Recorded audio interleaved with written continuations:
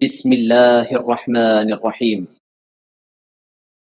السلام علیکم ورحمۃ اللہ وبرکاتہ۔ الحمد للہ وکفى وسلام علی عباده الذین اصطفى، اما بعد۔ حاضرین و ناظرین، یہ درس نمبر 2155 ہے اور آج سورۃ التغابن کی تشریح و تفسیر کا آغاز کیا جا رہا ہے، اور آج صرف ابتدائی 2 آیتوں کی تلاوت اور تشریح کی جائے۔ اعوذ باللہ من الشیطان الرجیم، بسم اللہ الرحمن الرحیم۔ یسبح للہ ما فی السماوات وما فی الارض، لہ الملک ولہ الحمد وہو علی کل شیء قدیر۔ هو الذي خلقكم فمنكم كافر ومنكم مؤمن والله بما تعملون بصير، صدق اللہ العظیم۔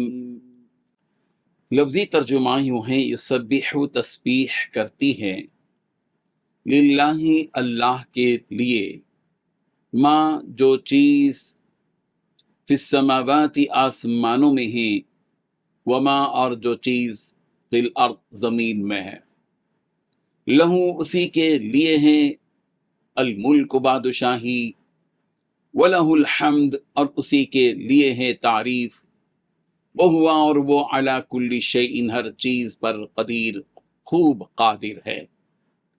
هو الذی وہ ذات جس نے خلقکم تمہیں پیدا کیا، ومنکم پھر کچھ تم میں سے کافر ہیں، ومنکم اور کچھ تم میں سے مؤمن ہیں، واللہ اور اللہ بما ساتھ اس کے جو تعملون عمل کرتے ہو، بصیر خوب دیکھنے والا ہے۔ ترجمہ یوں ہے، آسمانوں اور زمین میں جو چیز بھی ہے وہ اللہ کی تسبیح کرتی ہے، اور بادشاہی اسی کی ہے اور تعریف اسی کی، اور وہ ہر چیز پر پوری قدرت رکھتا ہے۔ وہی ہے جس نے تمہیں پیدا کیا، پھر تم میں سے کوئی کافر ہے اور کوئی مومن، اور جو کچھ تم عمل کرتے ہو اللہ اسے خوب دیکھتا ہے۔ ان 2 آیتوں میں 6 باتیں بیان کی گئی ہیں۔ پہلی بات، آسمان و زمین میں جو بھی ہے، جتنی چیزیں ہیں وہ اللہ کی تسبیح بیان کرتی ہیں۔ دوسری بات، بادشاہی اسی اللہ کے لیے ہے اور تعریف بھی اسی کے لیے۔ تیسری بات، اللہ ہر چیز پر پوری قدرت رکھتا ہے۔ چوتھی بات، وہی اللہ ہے جس نے تمہیں پیدا کیا۔ پانچویں بات، تم میں سے کچھ کافر ہیں تو کچھ مومن۔ چھٹی بات، جو کچھ تم عمل کرتے ہو اللہ اسے خوب دیکھتا ہے۔ بزرگان محترم، پچھلی صورت میں اللہ تعالیٰ نے منافقوں کی صفات بیان کی اور ان صفات سے مومنوں کو بچنے کی تاکید فرمائی۔ اس صورت میں یعنی سورہ تغابن میں اللہ تعالیٰ کافروں کی صفات بیان کر رہے ہیں تاکہ مومنوں کو ان تمام بری صفتوں کا پتہ چل جائے جن سے بچنا ان کے لیے آسان ہو جائے۔ اور پچھلی آیت میں اللہ تعالیٰ نے مومنوں کو یہ تنبیہ کی تھی کہ یہ دنیا کی شان و شوکت اور یہ مال و دولت تمہیں اللہ کے ذکر سے اور اس کی عبادت اور اس کی اطاعت سے غافل نہ کر دے۔ اس آیت میں اللہ تبارک و تعالیٰ مال و اولاد کی حقیقت بیان کر رہے ہیں۔ فرمایا کہ ایک فتنہ ہے، فتنے کی چیز ہے کہ اگر تم اس میں پھنس جاؤ گے تمہاری آخرت تباہ ہو جائے گی، جس کا ذکر اگلی آیتوں میں آئے گا۔ جیسا کہ اللہ تبارک و تعالیٰ نے مومنوں کو اللہ کے ذکر اور تسبیح کی تلقین کی، تو اسی ذکر و تسبیح کے بارے میں بیان کرتے ہوئے اس سورت کی ابتدا کی جا رہی ہے۔ اگلی آیتیں بتائی جائیں گی، جس میں نے یہ بات بتائی کہ اس میں مال و دولت کے سلسلے میں بتایا جائے گا۔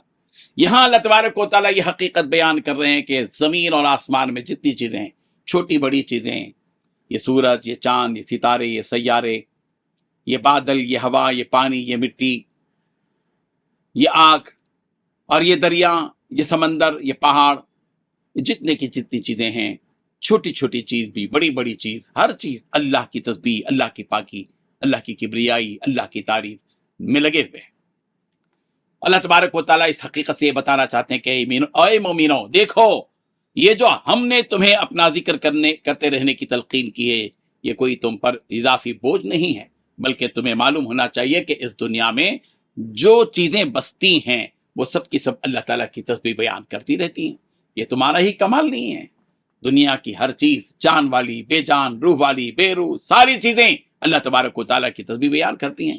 جب تم روح والے ہو، جسم والے ہو، جان والے ہو، ایمان والے ہو، تو تمہاری ذمہ داری ہے کہ تم اس حق کو پہچانو اللہ کے، اور اللہ کی تسبیح بیان کرو، اس کی تعریف بیان کرو، اس کی بزرگی بیان کرو، اس کی بڑائی بیان کرو۔ اور اللہ کی تسبیح اس لیے کرنا واجب ہے کہ وہ سارے جہانوں کا مالک ہے، اور جو مالک ہوتا ہے وہ تعریف اور ثنا، اس کی کبریائی اور بڑائی پاکی کے لائق ہی ہوتا ہے۔ اس لیے اللہ کی شان بھی تسبیح و تعریف کے لائق ہے، اور وہ ذات کریم ہر چیز پر قدرت رکھنے والی ہے کہ کوئی چیز حتیٰ کہ ایک ذرہ بھی اس کی قدرت سے باہر نہیں ہے۔ جتنی بھی دنیا میں چیزیں ہیں وہ ساری کی ساری اللہ کے قابو میں ہے، اس کے قابو کے باہر کوئی چیز نہیں ہے۔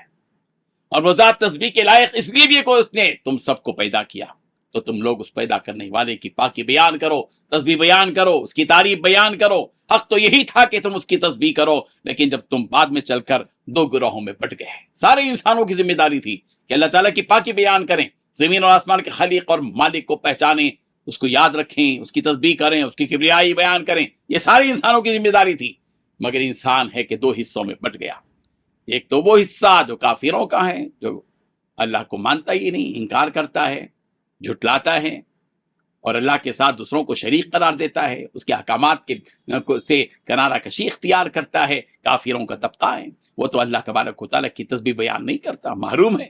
لیکن ایمان والے جو ہوتے ہیں، وہ جو دوسرا حصہ ہے ایمان والوں کا، جن کے بارے میں اللہ تبارک و تعالیٰ نے فرمایا کہ وَمِنْكُمْ مُؤْمِنٌ، تم میں سے بعض ایمان والے بھی ہیں۔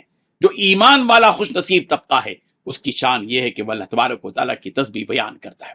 حضرت ابو ہریرہ رضی اللہ عنہ نے روایت کیا ہے، رسول اللہ صلی اللہ علیہ وسلم نے ارشاد فرمایا کہ ہر پیدا ہونے والا بچہ فطرتاً مسلمان ہونے کی حالت میں پیدا ہوتا ہے، لیکن بعد میں چل کر اس کے والدین کا اثر اس پر پڑتا ہے، وہ یا تو یہودی بن جاتے ہیں، کل مولود یولد علی فطرت الاسلام ثم ابواہ یحودانی اور ینصرانی اور یمجسانی۔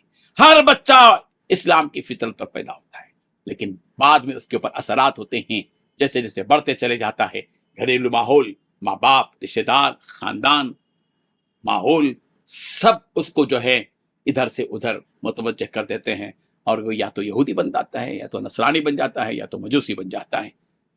ٹھیک اسی طرح جیسا ایک جانور کہ وہ ایک جانور کو جنتا ہے کہ تو کیا تمہیں وہ پیدا ہونے والا جانور مقتول اعضا نظر آتا ہے؟ نہیں، لیکن یہ مقتول اعضا بعد میں اپنی حرکتوں کی وجہ سے ہو جاتا ہے۔